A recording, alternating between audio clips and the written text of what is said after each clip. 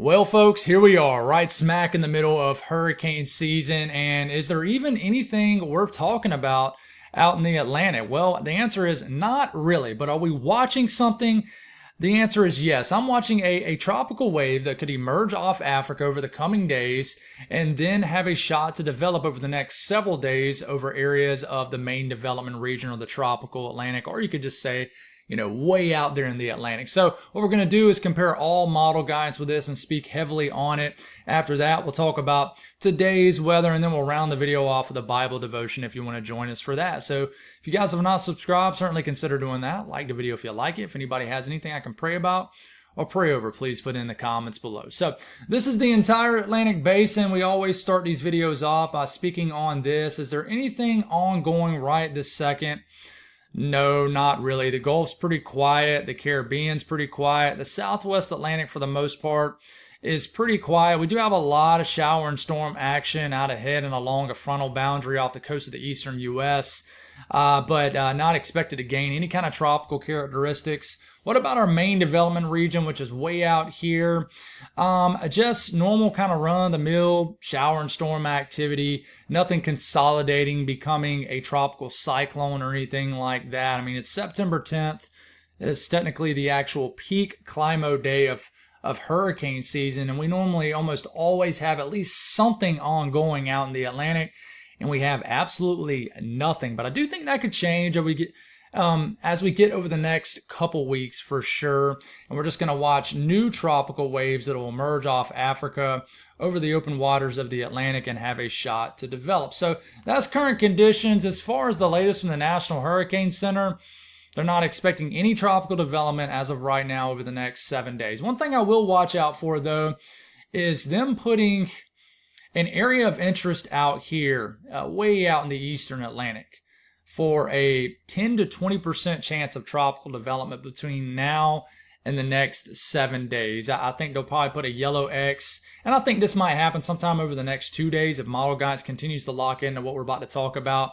And it'll look kind of like this. It's going to have an X way over here. Hopefully my face isn't blocking this out the way, but I do want to watch this area, and they might extend this maybe a little bit further kind of out into here, or might extend this yellow area a little bit more in latitude further north. So that's kind of my shot, if you will. But right now they're not expecting any development, meaning a tropical depression or a named storm between now and the next 7 days. And by the way, remember, our next named storm is still Gabrielle. It is not Umberto, I think is how you say it. It is still a Gabrielle. That last tropical wave we tracked all last week never developed and never took a name. So anyways, this is the latest global tropics hazard outlook, and basically between the 17th and the 23rd of September, they're giving this area of the southern Gulf and the western Caribbean a 20% chance of tropical development.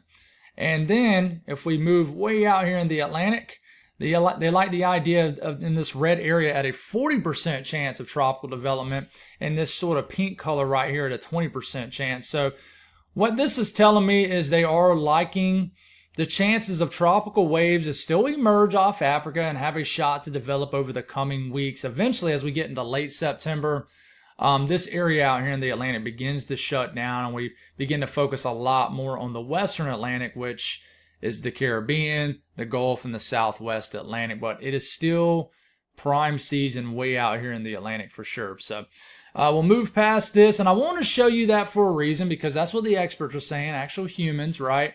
And it honestly backs up what we're seeing in model runs this morning and from overnight. If we look at the Euro from overnight, we'll start off Friday morning, September the 12th. So that's 12Z Friday. So this is Friday morning. And as we continue to move forward, we get into this weekend. We get into Sunday morning. There is a stronger tropical wave right here. You see a 10-11 millibar low here. And as we continue to get in early next week, next Monday, still a tropical wave right here. Could be another one behind this also. And then we start to get to next Tuesday, so about 6 days from now, it's a pretty beefy tropical wave being indicated by the Euro. And then it begins to gain a little bit of strength, but at the same time, gain a little bit more latitude. So this is about 8 days from now. We're getting in that September 17th to 23rd time frame that the Climate Prediction Center likes for tropical development out here, but this is getting a little bit outside of it too. So it makes me almost think it likes another wave behind this that the Euro is not really showing at all. But it has a 1,003 millibar low. This would be borderline tropical storm, and it does strengthen this into a tropical storm and eventually a hurricane as we get about 10 days from now, which is like September 20th or the 19th. But this thing is already turning and staying out in the ocean, but it does have another strong wave behind it that I think is worth watching too. And who knows what's going to happen with that. That's way out there. So the Euro is beginning to show stuff. Now, what about a little bit closer to home? Any kind of CAG, Central American gyro, which is basically huge broad area of low pressure over Central America that could sometimes spin up some tropical development on the Atlantic side and then sometimes on the Eastern Pacific side. Does it show anything like that? Not really. As we get in early next week, nothing. We get into midway next week, nothing. We get into late next week. It shows that tropical wave of interest right here that I really think could be our next shot at tropical development with that wave coming off Africa. But, that stays way out in the ocean. I mean, it's really far even east of Bermuda, which is this speck right here. But there's a lot of energy, 10 days from now, 10, 11, 12 days from now, kind of hanging out in the Gulf or around the Bahamas. You want to watch any energy that hangs out for too long over these areas, but it never actually shows anything getting going. Now, what about the GFS? This is still running. We got about 11 days of it. And as we move forward, we get into this weekend, we get into Sunday, we get into Monday, we get into Tuesday of next week. It looks like there's almost 2 tropical waves. I'm not sure if we're going to legitimately have 2 tropical waves that close to each other. I would venture to say it's probably going to be one dominant wave, but who knows? But we get about a week from today, and it kind of has this wave surviving but never really developing. And then we get about 10 days from now, and it never develops anything between now and the next 10 days. The GFS doesn't, which we know can throw out some crazy model runs sometimes, but it doesn't throw out any runs that time. Now, people have been kind of chattering about the possibility of watching, like I said, that CAG, Central American Gyro, basically just an area of spin that can get going here in the Western Caribbean or the Southern Gulf about 6 to 7 days from now, but I'm not buying it yet. Yeah, sure. The GFS spins up a tropical storm here in the Western Caribbean, brings it into the Yucatan Peninsula, and then gets into the Gulf and develops a hurricane out of it about 10 to 11 days from now. And, wants to bring a Category 1 hurricane to Louisiana sometime into next weekend, not this coming weekend, but next weekend. But it's hard to take that very serious with just the track record so far with the GFS this hurricane season. But GFS continues to like the idea of some action, some almost homegrown activity off Central America, and it seems like we get this at least once or twice a year. So I do think there's a high probability we'll get this at some point. Now, does that necessarily mean we're going to get a hurricane off of it? No, it does not, but it's something to watch. The Euro AI model, and if you hear me getting louder, it's because I feel like I have to drown out a bird that starts tweeting at around 6:45 every single morning, like on my roof or right outside my window, and it is just loud, and it can be very distracting. Y'all probably don't even hear it much. Let's see if I'll be quiet. Maybe y'all heard it. I don't know, but it is very distracting. I know it's just doing its thing, chirping in the morning, just making beautiful noises, but man, it is very distracting in these videos sometimes. But getting into Sunday morning, the Euro AI model likes this wave also, a weak tropical wave. And then we get into Monday, we get into Tuesday. It just has a weak tropical wave cruising across the MDR, but it never really develops it. It eventually gets it kind of where the Euro has it getting, but it doesn't develop it like the Euro. It just keeps it weak, and we have some other tropical waves behind it, but these never develop either. So Euro AI model a little bit closer to home. We get about a week from today, not a whole lot of anything. We get about 10 days from now, and we get way out there, and it shows a lot of energy in the Gulf off the coast of the Southeast, but nothing really becoming consolidated, I would say. You got some action here, but that's 336 hours out, folks. Not really meant to be taken that serious. The icon is liking the idea of a pretty robust tropical wave by late this coming Sunday night. 1,001 millibar low tropical wave. This is a pretty beefy one, which is the one that the Euro likes also. So what about ensemble guidance? The Euro is starting to sniff out this signal.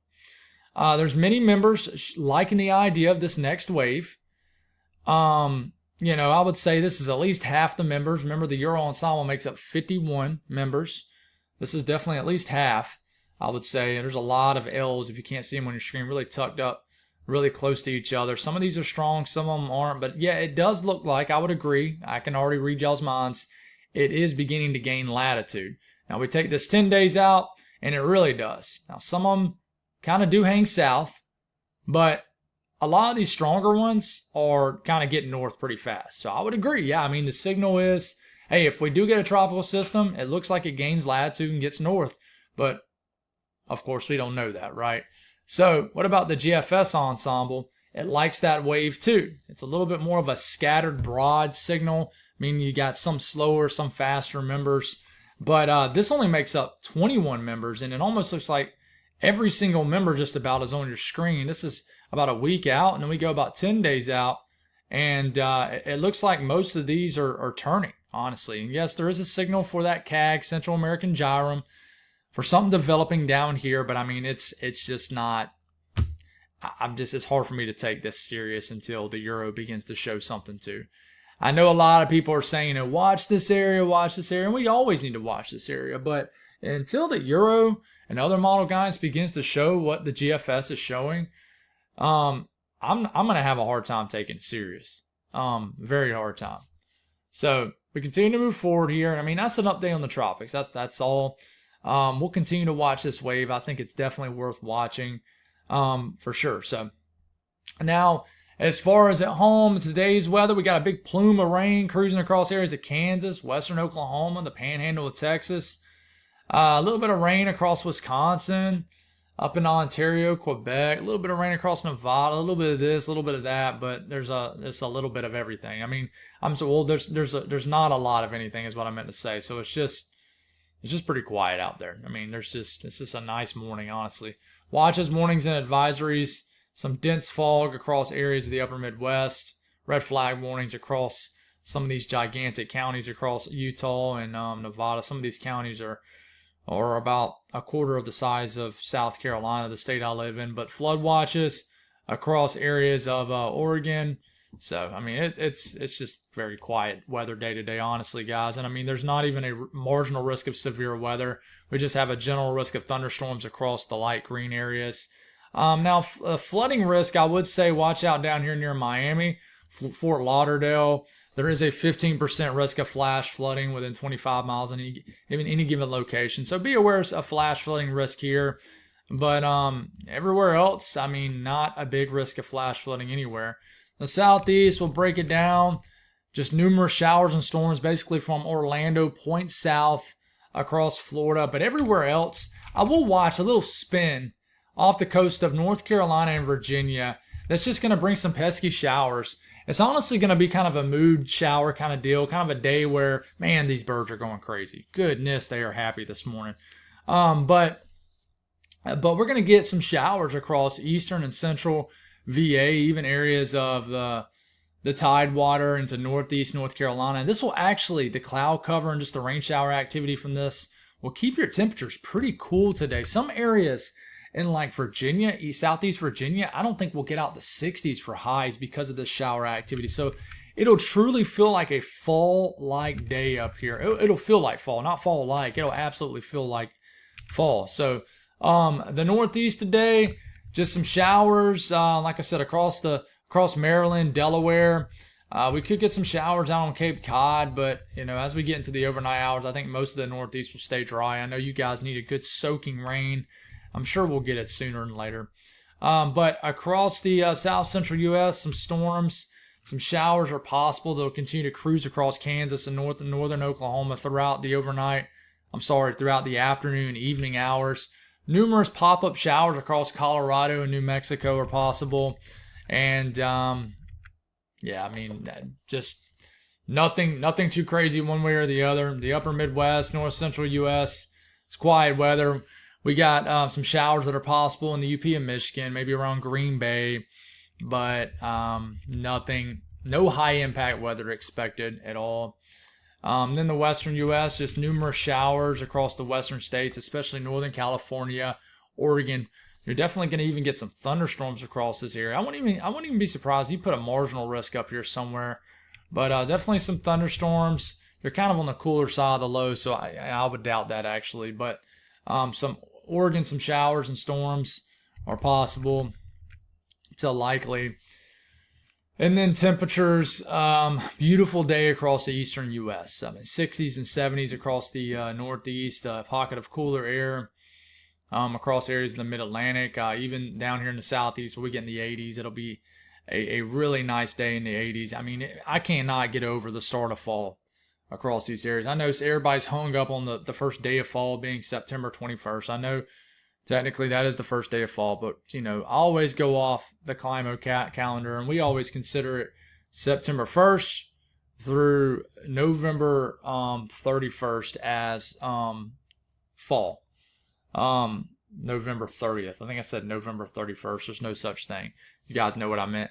But so to me, it's fall. September 1st is fall.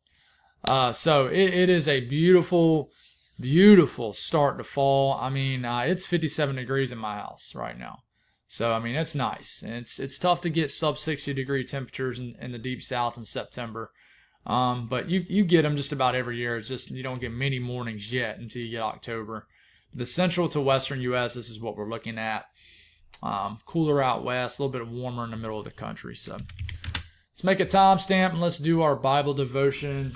And my Bible's right here. I actually didn't really write notes this morning, so I'm going to kind of wing it. So I can't promise this will be this will flow as nice as usual. But this morning, this might be a familiar verse for a lot of people. But this morning we're in James. It's James chapter 7. James chapter 4, verse through 7, and we're going to go to 8. So, therefore, submit to God, resist the devil, and he will flee from you. Draw near to God, and he will draw near to you. Cleanse your hands, sinners, and purify your hearts, you double-minded. So, to me, what this is basically saying is, I know we say this over and over and over and over again, but you got to follow God's will in your life. You got to be obedient to him. You got to have faith during those struggles in life. And, submitting yourself to God is following him and doing things, getting in scripture, praying for others, find you a good church, find you a good group of people, and just glorifying God, praising God. You can do that through praise and worship, just through talking to God, just through praying through the prayer requests on these channels. I mean, that's a form of glorifying God and praising God and worshiping God. I mean, so you got to consistently kind of renew your mind every single day, submit to God every single day, and this will help you resist the devil. I mean, listen, he's going to tempt you. Even some of the strongest Christians are going to be tempted. But the stronger you are, the more you resist it, and the easier it is to resist him. And you have to follow God's way on your life, God's will in your life. Now, listen, I always I thought about this morning, and maybe this isn't the best comparison, but I always think of the devil as like a water leak, right? I know you're thinking, man, what? But it's like a water leak, right? So with a water leak and just water in general, not saying water is evil, but water is always going to travel the path of like least resistance, right? It's going to find the weakest point. And that's kind of how the devil is. It is how the devil is. He's going to find a way where he's going to find your weakest point, and he's going to go after that. I'm not going to sit here and say he ain't going to go after your strongest, things about you or, your strengths or anything like that. But he more than likely is going to attack your weaknesses, whether that's a kind of a physical weakness, a mental weakness, a spiritual weakness. He's gonna work into those weaknesses, right? And that's what he does. He's just a coward. He's just gonna come after that. I've said this before. He's just kind of someone who just lurks in the back, just waiting to come after you when you're at your weakest point. So just kind of remember that when you go throughout your day, when you're, and this is hitting on the part of scripture where it says resist the devil, right? So just remember that as you're going throughout your day and you get really flustered about something, you're in traffic and somebody in front of you is just going 5 miles under the speed limit and it's frustrating you. And I'm speaking on that because it frustrates me. But maybe that's God's way of saying to be patient. But don't flip the bird at them. Don't start hooping and hollering. If you work customer service like me, and you just get a customer that is just rude, kill them with kindness. And, that's Satan's going to like try to work in, but they always do the thing where you got the angel on one side and the devil on the other. It's almost like that, guys. It really is. Because I know for me, before I think a bad thought, before I make a bad physical reaction or verbal reaction to something, I promise you, it's like I got a little voice in my head saying, don't do that. Do this. Don't do that. But the worldly way of us doing things makes us handle things sometimes in a negative way, right? So, and listen, it all comes down to this. The only way you're going to strengthen, the core of who you are is to follow God. It's the only way. A lot of people live such a surface life.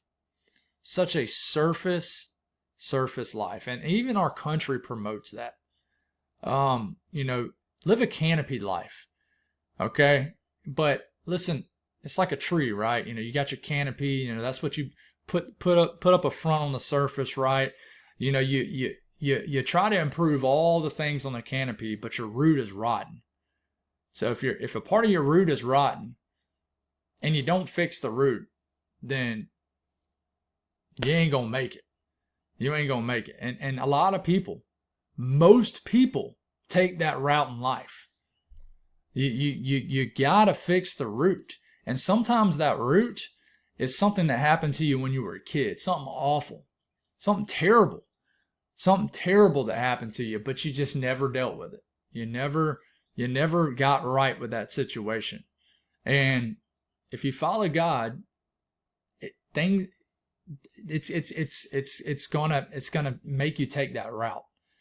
If you continue and I got a good friend that, I talk to him about that kind of stuff. And, he's a good guy, but, we all got friends, right? That just goes after the canopy, puts up a front, but they never find true happiness because they don't fix the root problem. And obviously the big root problem is the fact that you're not saved, right? You need to give your life to Christ. That is the main root problem you got to fix if you haven't done that.